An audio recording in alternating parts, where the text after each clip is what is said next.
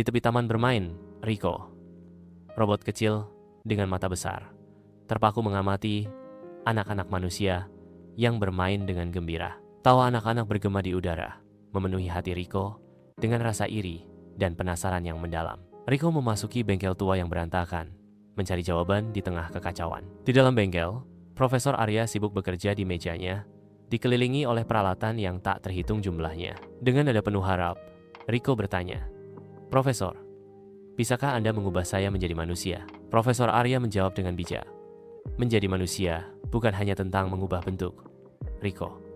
Ini tentang perasaan, pengalaman, dan hubungan." Di jantung hutan, Rico dan Profesor Arya menjelajah lebih dalam ke hutan, di mana emosi tumbuh subur di setiap langkah. Di tengah ketenangan hutan, mereka menemukan seekor burung yang terluka, dan Profesor Arya dengan lembut mengajarkan Rico seni penyembuhan dan kasih sayang. Saat Rico merawat luka burung itu, dia mengalami sensasi baru. Hubungan mendalam terbentuk antara dirinya dan makhluk rapuh yang dia pelihara. Rico berdiri di ruang rumah sakit, kehadirannya menjadi suara kehangatan dan perhatian bagi anak yang sakit itu. Dia mencoba untuk menghibur anak itu, berbagi cerita dan tawa, untuk mengisi kekosongan bermain di luar rumah. Bercerita dan bermain game untuk menghibur anak itu. Rico kembali ke taman bermain saat senja tiba, mengamati anak-anak bermain bersama. Sebuah kesadaran mendalam menghampiri Rico. Aku tidak perlu menjadi manusia untuk mengalami emosi dan koneksi. Rico mendekati anak-anak, bergabung dalam permainan mereka dengan tawa dan sukacita. Dari jauh, Profesor Arya mengamati dengan senyum bangga, menyaksikan transformasi Rico. Di halaman yang luas, Nia berdiri sendirian. Kebosanannya sangat terasa.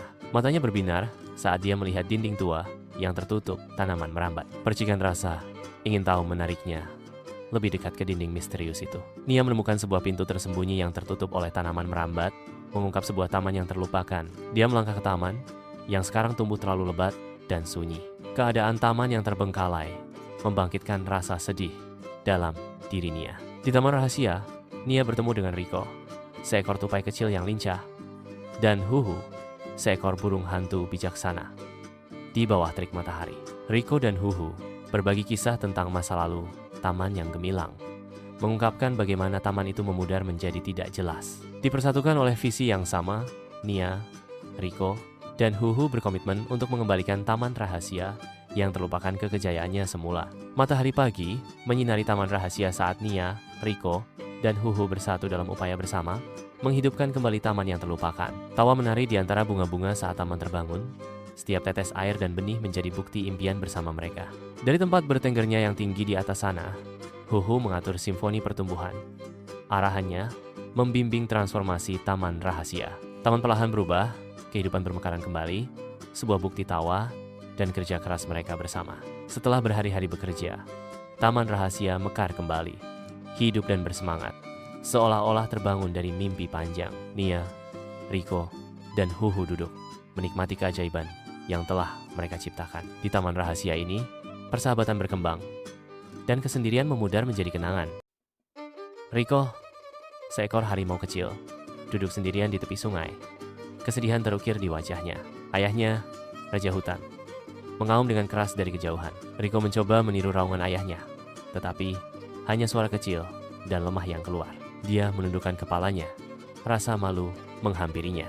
Rico berjalan perlahan ke taman bermain, tempat teman-temannya sedang bermain. Kura-kura bertanya, "Ada apa, Rico? Kamu tampak sedih." Rico menjawab, "Aku tidak bisa mengaum seperti ayahku." Burung hantu membimbing Rico dan teman-temannya ke dalam kegelapan guanya. Burung hantu berbicara dengan tegas. Ketakutan adalah hal yang wajar, tetapi keberanian adalah mengatasi ketakutan itu. Dia menasihati Rico. Dia mendesak Rico untuk berlatih mengaum di tempat yang tenang, membayangkan dirinya sebagai raja hutan. Rico berdiri di depan air terjun yang deras. Keberaniannya goyah menghadapi gemuruh yang memekakkan telinga. Monyet melompat-lompat sambil meneriakkan kata-kata penyemangat. "Ayo Rico, kamu pasti bisa." Rico menarik napas dalam-dalam dan mencoba lagi. Suaranya semakin kuat. Raungan gemuruh dari kejauhan memecah kedamaian saat hutan terbakar. Kepanikan melanda seluruh kerajaan hewan. Ayah Rico terjebak di tengah kobaran api. Didorong oleh keberanian, Rico menerjang kobaran api. Raungannya bergema di tengah kekacauan. Perhatian para hewan tertuju pada keberanian Rico. Di bawah langit senja, Rico berdiri, di samping ayahnya, Raja Hutan, siap mengumumkan tempatnya di hutan. Raungan Riko bergema di seluruh hutan rimbun, suara keberanian dan kepercayaan diri yang memenuhi setiap sudut hutan. Hutan rimba meledak dalam sorak-sorai gembira, merayakan keberanian dan semangat Riko.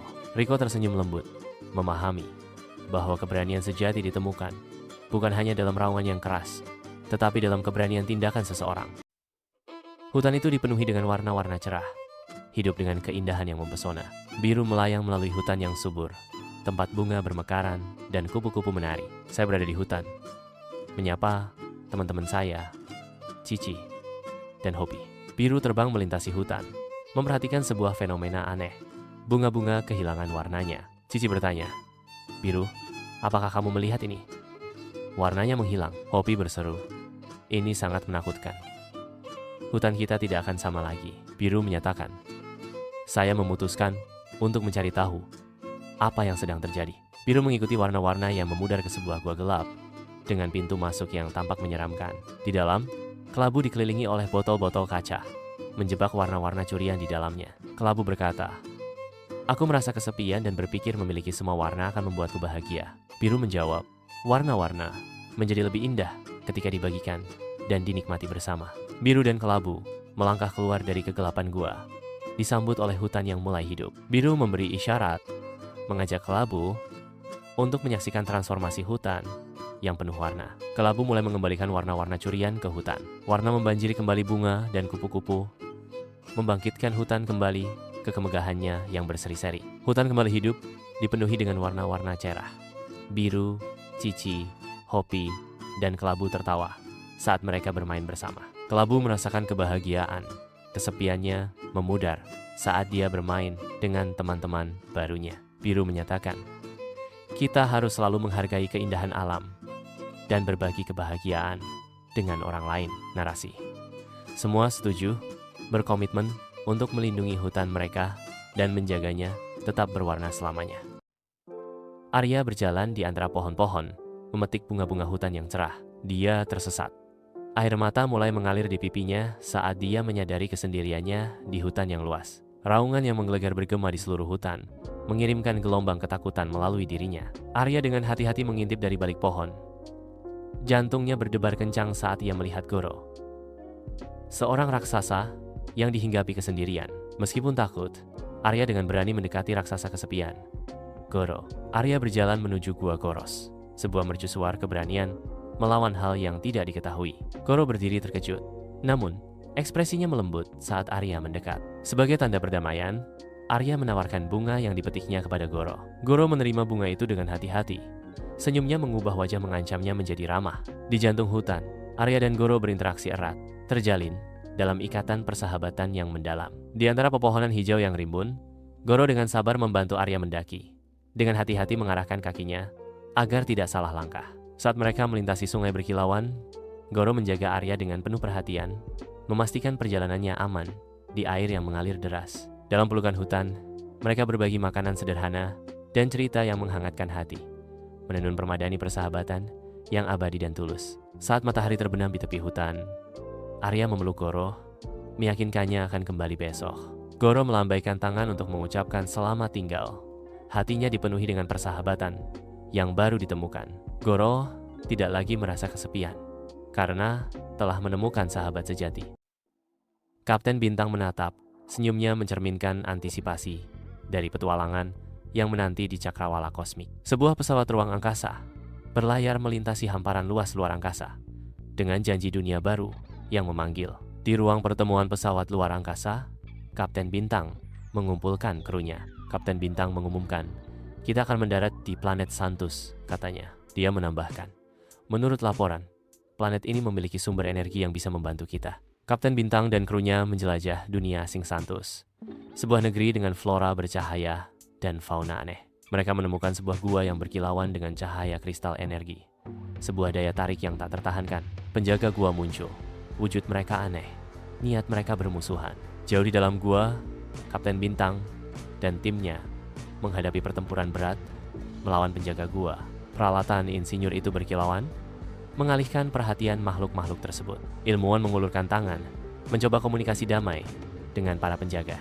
Kapten Bintang mengidentifikasi solusi tanpa kekerasan. Kapten Bintang dan krunya kembali ke pesawat luar angkasa, menggenggam erat kristal energi. Mereka berbalik ke planet Santus dengan campuran rasa syukur dan refleksi di mata mereka. Kapten Bintang merenung. Kita telah belajar banyak hari ini. Dia melanjutkan. Persahabatan, keberanian, dan rasa ingin tahu adalah kunci untuk menjelajahi hal-hal baru.